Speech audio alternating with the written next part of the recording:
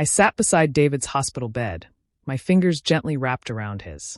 The machines beeped softly, reminding me with every sound that I was losing him.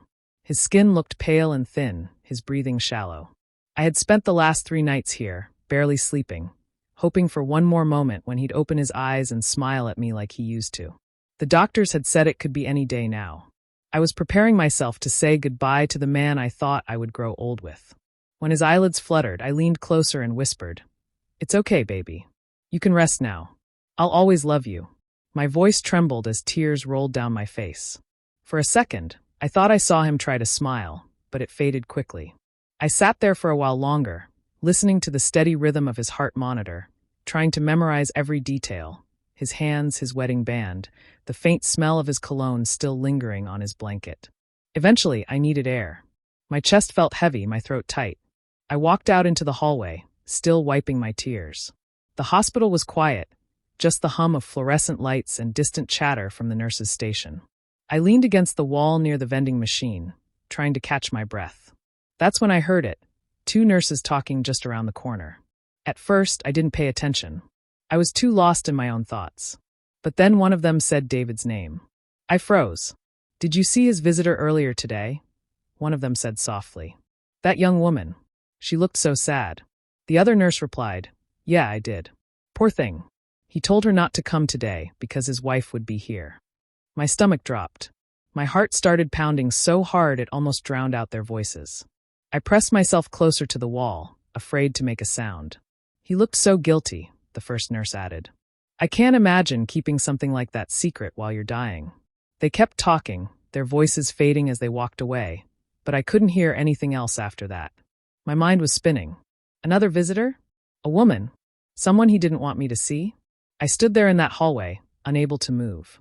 Everything I thought I knew about my husband, about our marriage, started to crack apart in my head. I felt sick. My hands were shaking, and I had to grab the edge of the vending machine to steady myself. All this time, I thought I was losing my soulmate. Now I didn't even know who I was saying goodbye to. I wanted to run back into that room and demand answers, but I couldn't even think straight. The man I loved was dying, and suddenly, I wasn't sure if the life we built together had been real at all. My heart was pounding so loud I could hear it in my ears. I didn't move at first, afraid the nurses would see me standing there, eavesdropping. I took a few careful steps closer and slipped behind the thin curtain that divided the hallway. My hands were cold and shaking. I told myself I was just imagining things, that maybe they were talking about someone else with the same name. But deep down, I already knew. The nurses' voices were calm, casual, like they were discussing any other patient. "Chloe's been coming here every week," one of them said. "She stays for hours when the wife isn't around." My stomach twisted. Chloe. The name echoed in my head. I didn't know anyone by that name. Who was she? Why had David never mentioned her? The other nurse sighed. "He told her not to come today because his wife would be here. Poor guy probably didn't want any drama." I covered my mouth to keep from gasping. My knees felt weak. I leaned against the wall, trying to make sense of what I was hearing. They were talking about my husband, the man lying in that room, dying, and some other woman who had been visiting him behind my back. I wanted to stop listening, but I couldn't. Every word felt like another knife to the chest. "I heard she brings him food from that little cafe across the street," the first nurse said. They seemed close. "It's just sad, you know? Secrets like that come out eventually." Close. That word made my head spin. I felt dizzy, like the air had been sucked out of the hallway. My fingers gripped the curtain, my nails digging into the fabric. I didn't know whether to cry or scream. They eventually walked away, their voices fading down the corridor. I stayed there, hidden, staring at nothing. My mind raced with questions. How long had this been going on? Did he love her? Was that why he'd become distant before he got sick? Every late night, every missed call, every excuse, suddenly none of it made sense anymore. The weight of it all pressed down on me until I could barely stand. My husband, the man I had trusted more than anyone in this world, had been lying to me while pretending to fight for his life. The tears that came now weren't from grief, they were from anger. Hot, sharp, and bitter. I wiped my face and forced myself to breathe. I couldn't confront him yet. I needed to know the truth, all of it. I needed proof, not whispers. If I walked in there right now, he'd deny it, or worse, he'd die with his lies still between us. So I decided to stay quiet, to watch, to listen. The love I had carried into that hospital had turned into something else, something cold and burning. I wasn't just a grieving wife anymore. I was a woman who needed answers. When I walked back into David's hospital room, the lights were dim and the steady sound of the monitor filled the silence. He was sleeping, his chest rising and falling slowly, the same calm look on his face that used to make me feel safe. But now all I could feel was doubt. I couldn't stop thinking about what the nurses had said, about the woman named Chloe. I sat down beside him and stared at his hand resting on the blanket. My eyes drifted lower, and that's when I saw it, his phone, half tucked under the sheet near his side. He never went anywhere without it. Even during his treatments, he'd ask the nurses to keep it close. I had always respected his privacy, but now I couldn't ignore the sinking feeling in my gut. I hesitated for a long time. My heart told me it was wrong, but my mind whispered that I needed to know the truth. My hands trembled as I reached for the phone. I looked at David one last time. He was still asleep, his breathing steady. Slowly, I picked it up and unlocked it using the same passcode he'd had for years, our wedding anniversary. The screen lit up, and within seconds, my heart began to break all over again. The first thing I saw was a message notification. It wasn't from work or a friend. It was from someone saved as Chloe Redheart. My stomach turned. I opened their chat, and the flood of messages nearly made me drop the phone. There were hundreds of texts, months of conversations. I scrolled through slowly, my hands shaking. The words blurred as tears filled my eyes. She called him baby. She sent him pictures from vacations, coffee shops, and hotel rooms. He replied with hearts, promises, and words he used to say to me. In one message, he told her how much he missed her scent. In another, she wrote that she couldn't wait for their weekend getaway. There were dates and locations, places he told me he was traveling for work conferences. My chest hurt with every scroll. I felt sick realizing how easily he had lied to me while pretending to be faithful. And then I found the message that shattered everything. It was from Chloe, sent just a few days ago. It read, "If you really loved me, you'd tell her the truth before you go." I just stared at the screen. My hands went numb, and I felt my throat close up. The truth was there in front of me. My dying husband had been cheating on me for months, maybe longer. Even as his life was slipping away, he hadn't stopped lying. I sat in silence for a long time, the phone still in my lap, my tears falling onto the screen. I wanted to scream, to wake him up and demand answers. But instead, I just sat there frozen, realizing that the man I thought I was losing was already gone long before his heart started to fail. I sat there in the quiet hospital room, the glow from the monitor reflecting off the phone still in my hands. My mind drifted back to the life we had built, or at least the one I thought we had. I used to believe David and I had the kind of marriage people dreamed about. We'd met in college, fallen in love quickly, and promised to always be each other's home. I thought we were unbreakable. We had our little house in a quiet Ohio suburb, with white shutters and a big oak tree in the front yard. I used to love waking up early to make breakfast while he read the newspaper at the table. On weekends, we'd go for drives just to talk. We'd sit by the lake and dream about the future, the trips we'd take, the kids we might have one day, the kind of old couple we'd become. He always made me feel like I was enough. But somewhere along the way, things started to change. I remember when he began saying he had to work late. It didn't happen all at once, just small things at first, a missed dinner, a late-night text from the office, weekends spent catching up on paperwork. I used to tease him about being a workaholic, and he'd laugh and kiss me on the forehead, saying, "You know I'm doing this for us." Back then, I believed him. I told myself that every marriage had its rough patches. He was under pressure, that's all. When he came home exhausted, I didn't complain. I made him dinner, rubbed his shoulders, told him I was proud of him. I wanted to be the supportive wife, the one who never doubted him. Now, sitting here, I could see all the signs I had ignored. The sudden trips that didn't make sense, the times he'd shower right after coming home, the phone calls he'd take outside. I remembered the way he started locking his phone, something he'd never done before. I told myself it was for work security. I was so naive. When he got sick, I thought it was our second chance. We talked more, held hands more, spent long nights remembering the good old days. He told me he was grateful for me, that I was his everything. And I believed every word because I wanted to. I thought his illness had made him realize what really mattered. But now, all those loving looks and soft words felt like lies he told to ease his guilt. Every "I love you" replayed in my head, sounding emptier each time. The man I thought I knew so well had been living another life right in front of me. I looked at him lying there, weak and pale, and for the first time, I didn't feel love. I felt hollow. I had been holding on to a version of David that never really existed. The truth was, I had been married to a stranger, one who wore love like a mask. The next morning, I arrived at the hospital earlier than usual. The halls were quiet, the air heavy with that familiar sterile smell. I walked slowly toward David's room, still unsure of what I was going to do or say. I hadn't slept much. The messages, the lies, they replayed in my head all night. I needed answers, but I wasn't ready to face him yet. As I got closer to his room, I noticed the door was slightly open. I heard soft talking from inside. At first, I thought it might be a nurse checking on him, but then I heard a woman's voice, gentle, shaky, filled with emotion. My heart started to race. I peeked through the small gap, and there she was. A young woman sat by David's bed, holding his hand. She was probably in her late 20s, with long brown hair and soft features.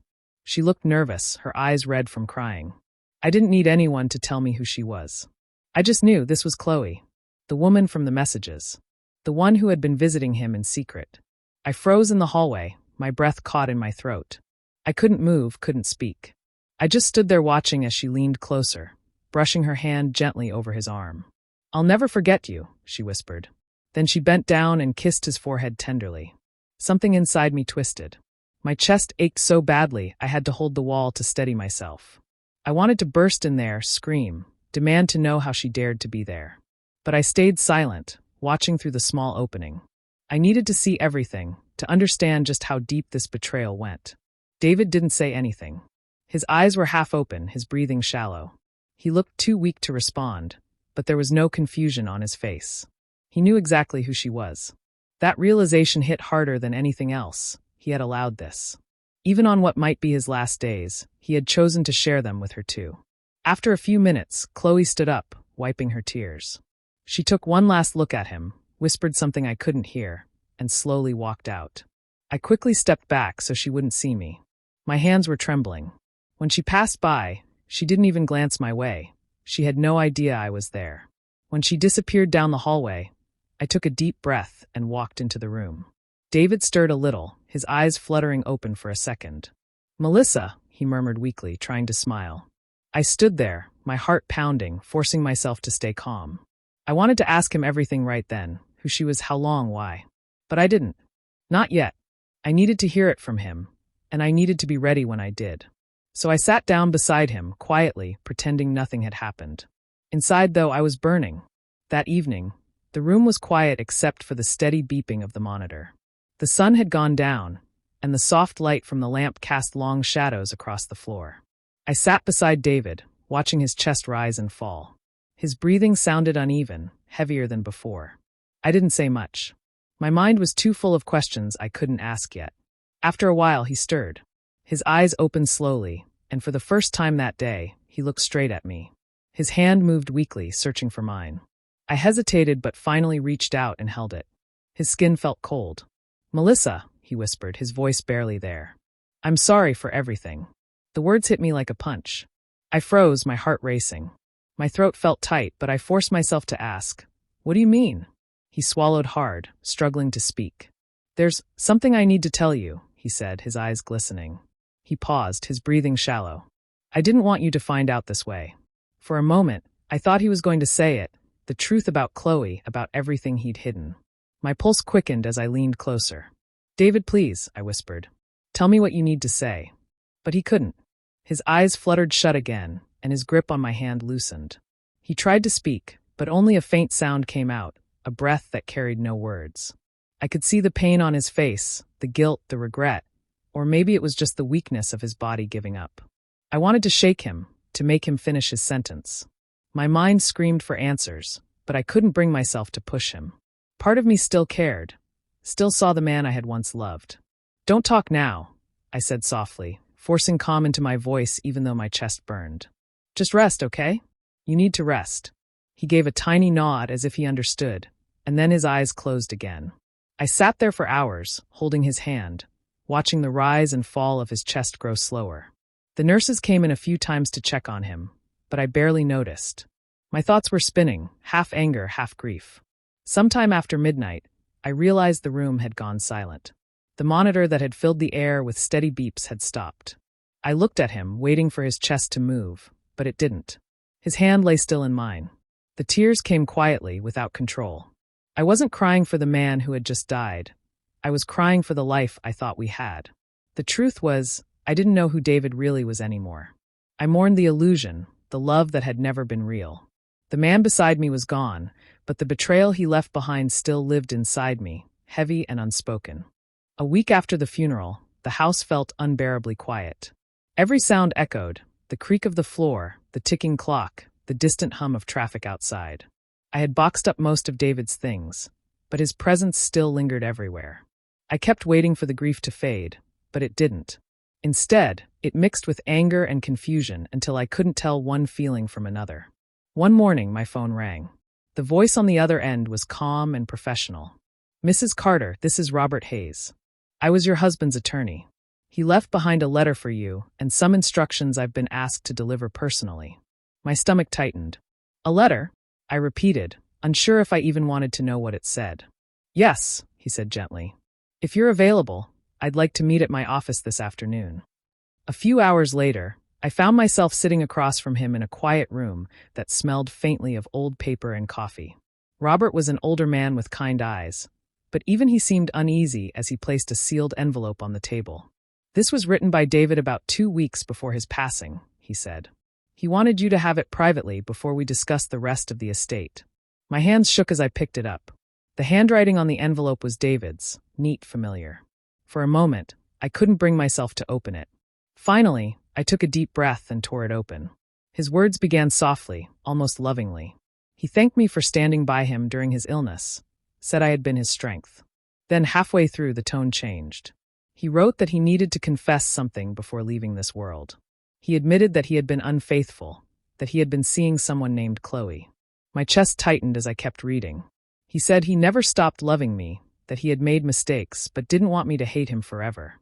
He tried to justify his choices, saying he had been lonely and scared when his health began to decline. It all sounded like excuses, weak and selfish ones. Then came the part that broke me completely. He wrote that Chloe was pregnant. He said he had arranged for part of his life insurance to go to her, for the baby's future. He wanted me to understand, to forgive him, and to take care of myself. I dropped the letter onto the table, staring at it like it was something poisonous. My body went numb. I could hear Robert's voice in the background, explaining the legal parts of the will, but none of it registered.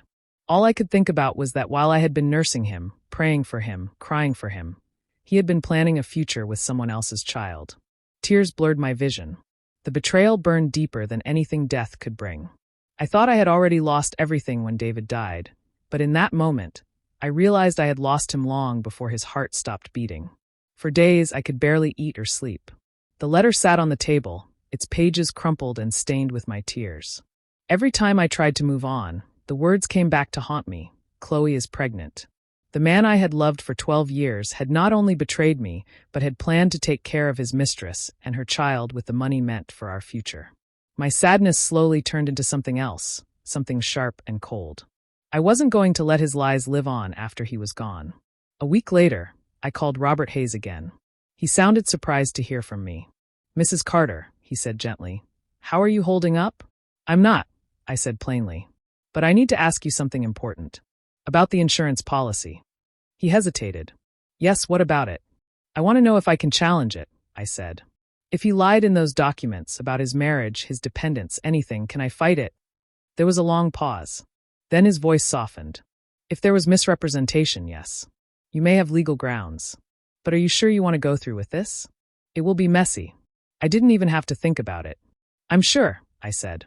"He lied to me. He doesn't get to lie to the law, too." The next few days were filled with meetings, paperwork, and late-night calls. I went through David's files, his old emails, and his phone records. The more I found, the angrier I became. There were messages between him and the insurance agent, where he conveniently forgot to mention me as the sole spouse and beneficiary. He had added Chloe as a dependent, claiming she was a relative in need. It was deceit, pure and simple. When Chloe finally found out about the legal challenge, she called me. Her voice was shaking. "Melissa, please," she said. "I didn't know he was married." I swear, if I had known. I cut her off. Don't lie to me, Chloe. I've seen your messages. You called me his wife in one of them. There was silence on the line. Then she started crying. He told me you didn't love him anymore, she whispered.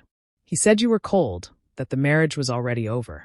Her words stung, but I didn't let it show. You still chose to stay with him, I said quietly.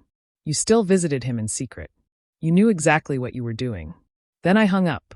Robert filed the case, and the process began. I wasn't doing it for revenge in the childish sense. It wasn't about getting the money back.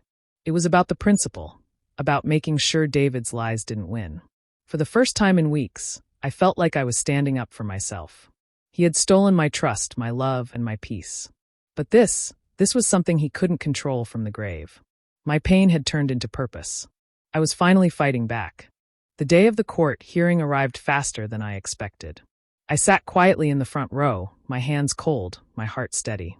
Chloe was there too, dressed neatly, pretending to be calm. But I could see the fear in her eyes.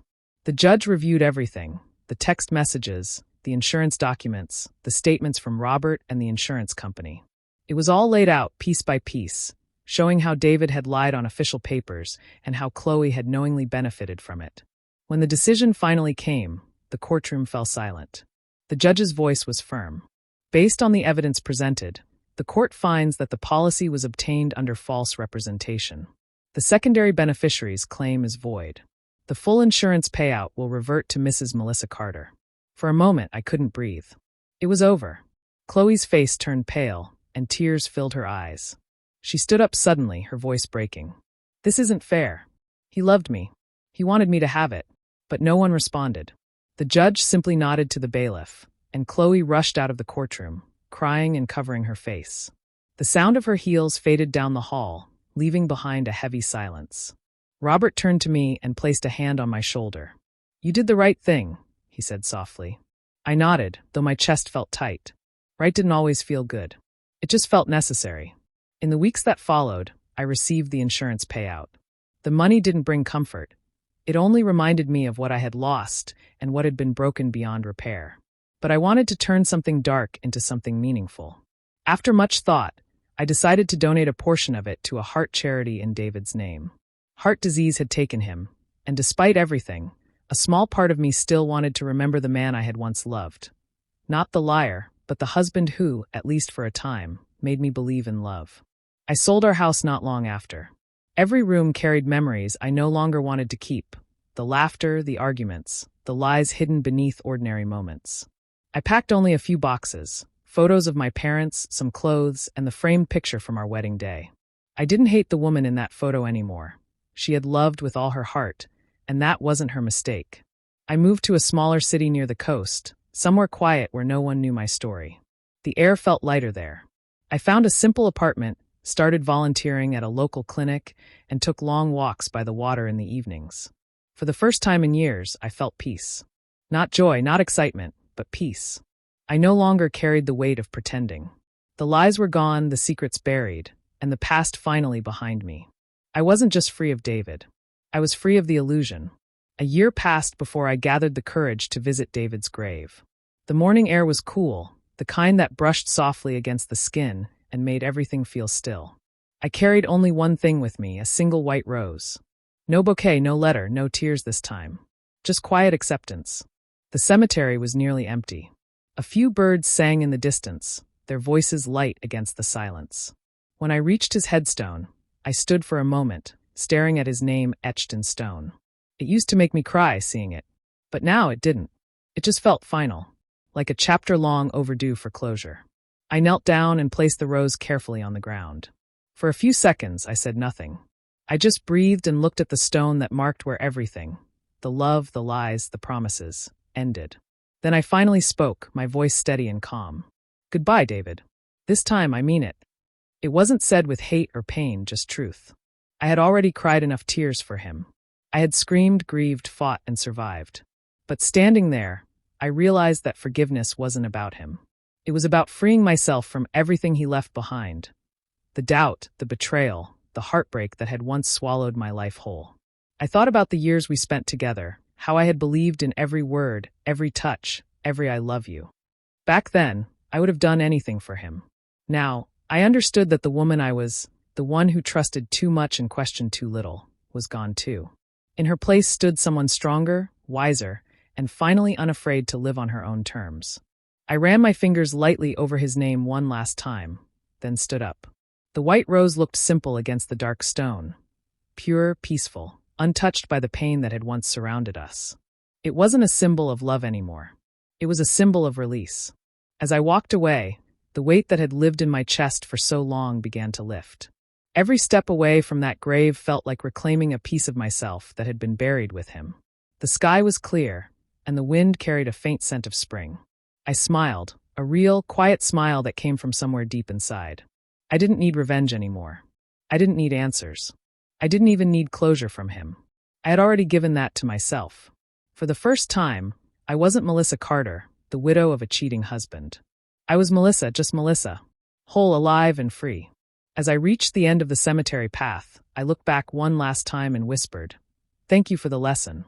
Then I turned toward the road ahead, the sunlight warm on my face. The man who lied to me was gone. But the woman he underestimated? She had finally found her peace.